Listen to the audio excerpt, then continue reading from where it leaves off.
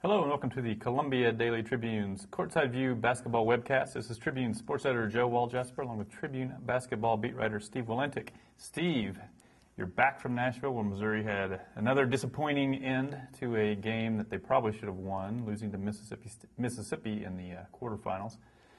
Now they do get a bid to the NCAA tournament, get a 9 seed. They play Colorado State in the first round. Just your thoughts on their draw, what sort of chances they have in that game, and then if they were happen to win, what possibilities they would have of winning if they were to meet Louisville in the next round. Well, as far as the draw goes, I think anytime you're an 8 or a 9 seed, it's an unfortunate draw because your path to play very long, past the first weekend anyway, is always a huge challenge. And I think that's probably the most frustrating part about this season for Missouri is that they had the potential, talent-wise, to probably be a 4, 5, or 6 seed, and that's a team that, you know, even if they're not one of the elite teams in the country, you figure maybe can make some noise in March. To be a 9 seed is definitely difficult.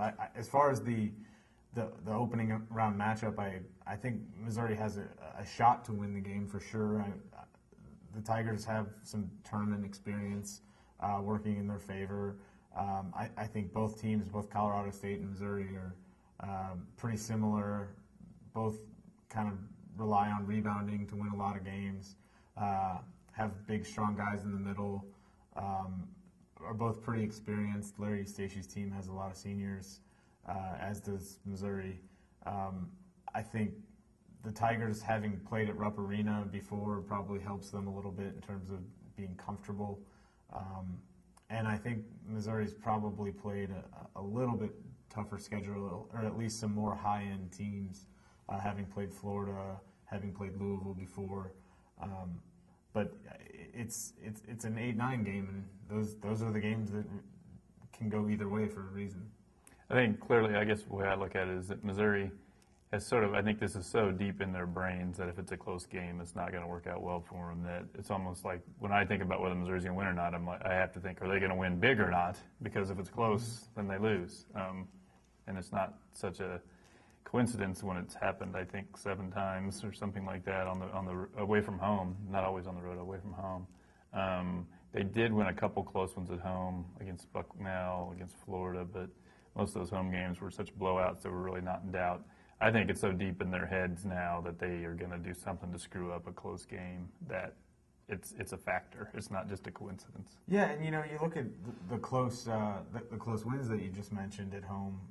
So basically, since the 1st of January, Bucknell and Florida, those teams made the kind of mistakes late that Missouri has been making in those close games. It wasn't that Missouri had suddenly fixed those problems. I think I remember Phil Pressey taking the same sort of questionable 3-point shot that Frank Haith probably didn't want towards the end of the Florida game, and he missed it. And the Tigers got away with it because Kenny Boynton was doing the same thing at the other end. And I don't think Missouri has shown the ability to close out close games. If they would happen to win, now let's look ahead to the possibility of playing Louisville, which I think most people think is the best team in the whole tournament. They were seeded as the best team in the whole tournament. They're probably the hottest team in the whole tournament. 10 in a row. And in that game, you're facing a team that, not just that they beat Missouri earlier in the year, they really took it to them. I mean, it was not a contest whatsoever. Yeah, first 23 turnovers. Yeah, it was a mess. Now, Missouri's changed a little since then. They did get Jabari Brown back, and they did sort of shelve the experiment of Negus Webster-Chan playing point guard. So that would help him a little bit maybe because you're dealing with a pressure defense that was not a good fit for him. Any chance, do you think that, you know, you look at Missouri's talent, you say, well, they should not just never have no chance, but would they have a chance against Louisville? I don't think they have a very good one, and maybe I'm just, you know, I have too many memories of watching that game in the Bahamas in November, but the one thing you can say about Louisville is they bring it on the defensive end every single game.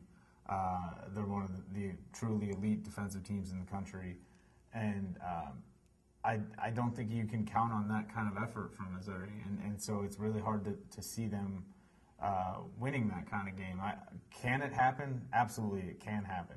But I think Missouri would be an underdog and a significant one if they are able to make it past Colorado State, because you know you're going to get that out of the Cardinals, out of Rick Pitino's team. I think they have a lot of experience as well. They're a team that's was a Final Four team last season, is capable of going on another run, and they match up well with Missouri to the point where you don't think the Tigers' size is going to give them a ton of trouble, and I think that's one thing that Missouri does have an advantage over a lot of opponents.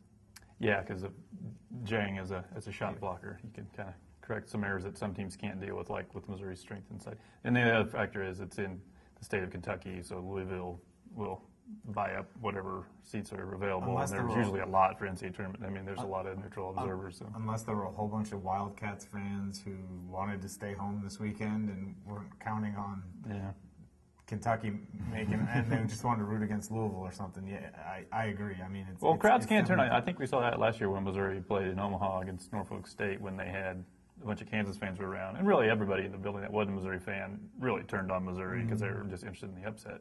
And that can happen if it's a close game. Although Missouri is not really the cuddly underdog team that people would embrace. But I think people would get excited about, if they weren't Louisville fans, about seeing them go down, because unless you've got them going at the end of your bracket, in which case selfishness would take over. Yeah.